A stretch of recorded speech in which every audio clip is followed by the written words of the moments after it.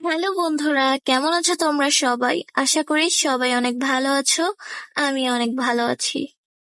বন্ধুরা, আজকে এই ভিডিওতে আমরা কিম সেরনের মৃত্যুর রহস্য সম্পর্কে জানবো। আসলে কি কিম সেরনের মৃত্যুর কারণ কিম সোহিয়ন নাকি অন্য কিছু? 16ই ফেব্রুয়ারি তার বাড়ি থেকে তার লাশ উদ্ধার করা হয়। 2001 সালে তিনি চাইল্ড মডেল হিসেবে তার ক্যারিয়ার শুরু করেন। 2009-এ তিনি একটি মুভিতে কাজ করেছিলেন, তার ফলে তিনি অনেক জনপ্রিয়তা পেয়েছেন। তিনি বেস্ট অ্যাক্ট্রেসের অ্যাওয়ার্ডও পেয়েছেন। তিনি একসময় অনেক পপুলারিটি পেয়েছেন, কিন্তু 2022 সালে হঠাৎ করে তার লাইফ চেঞ্জ হয়ে গেল। তিনি ড্রাঙ্ক অবস্থায় ড্রাইভ করছিলেন।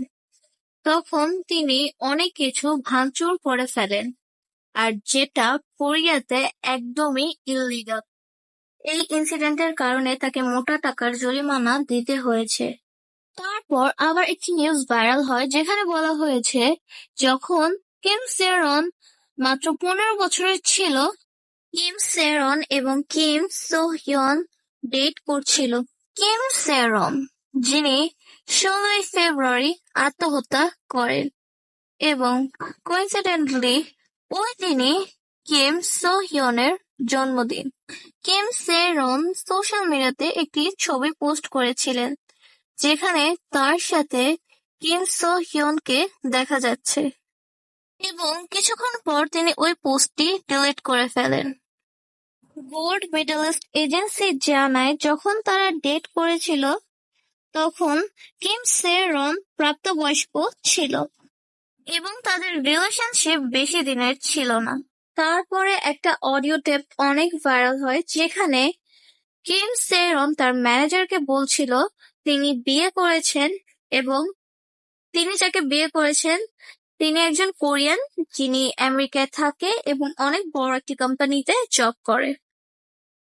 কিম সেরনের বেস্ট ফ্রেন্ড বলেন কিম সেরনের হাজবেন্ড কিম সেরনকে অনেক অত্যাচার করত, এবং এটাও শোনা যায় কিম সেরন প্রেগন্যান্টও হয়েছিলেন, কিন্তু তার হাজবেন্ড তাকে অ্যাবর্শন করাতে বাধ্য করে।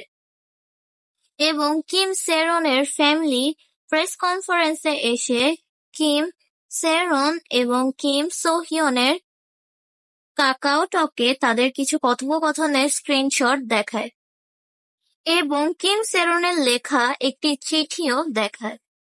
রিসেন্টলি কিম সো হিয়ন একটি প্রেস কনফারেন্সে আসেন এবং তিনি বলেন তিনি কোনো মাইনরকে ডেট করেননি। যখন কিম সে হিয়ন 18 বছরের ছিলেন তখনই তিনি তাকে ডেট করেছিলেন, এবং তার কোম্পানির জন্য কিম সে রন আত্মহত্যা করেনি।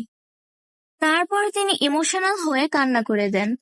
এরপর তাকে নিয়ে অনেক ট্রোল করা হয় এবং তিনি অনেক হেটের শিকার হন, কিন্তু আমার মতে কান্না করাটা স্বাভাবিক, কারণ তার ক্যারিয়ার অলমোস্ট শেষ। যাই হোক, এটা অনেক বড় একটা কন্ট্রোভার্সি। আমি অনেক সংক্ষেপে বলার চেষ্টা করেছি, হয়তো বা তোমাদের ভালো লেগেছে।